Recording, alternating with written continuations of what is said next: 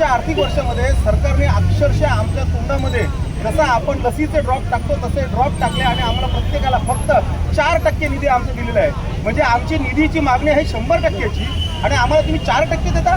म्हणजे 100 कोटीच्या मागणीच्या बदल्यामध्ये आम्हाला फक्त तुम्ही लोक जर 40 लाख रुपये देत असाल, 4 कोटी रुपये देत असाल, तर ह्या कंत्राटदारांनी जगायचं कसं? आम्ही आमचे भांडवलदार असतील, पुरवठादार असतील, आम्हाला यांनी द्यायचं कसं काय? आणि आज तुमच्या लक्षात आलं असेल की हे जे सरकार आहे, हे सरकार आज पूर्णपणे हे फक्त इन्फ्रावाल्यांचं सरकार झालेलं आहे। हे सरकार इन्फ्रावाल्यांना निधी देत आहे, पण आम्हाला निधी देत नाहीये। आम्ही केलेली आहेत, जी कामं आम्ही केलेली आहेत की आता आम्हाला असं वाटायला लागलेलं आहे की कामं आम्ही उघडून टाकावी का? आमचा हा सरकारला गर्भित इशारा आहे की जर शेतकरी असेल, आपला दूध व्यावसायिक असेल, भाजी विक्रेता असेल, तो जर वेळ पडला तर त्याचं तसं सामान रुपात टाकतो, शेतकरी त्यांचा मालाला आग लावून टाकते। तसं आज आम्ही हे जे काही इन्फ्रास्ट्रक्चरच्या मार्फत आम्ही आमची कामं जी उभी केलेली आहेत ती तोडावी का आम्ही?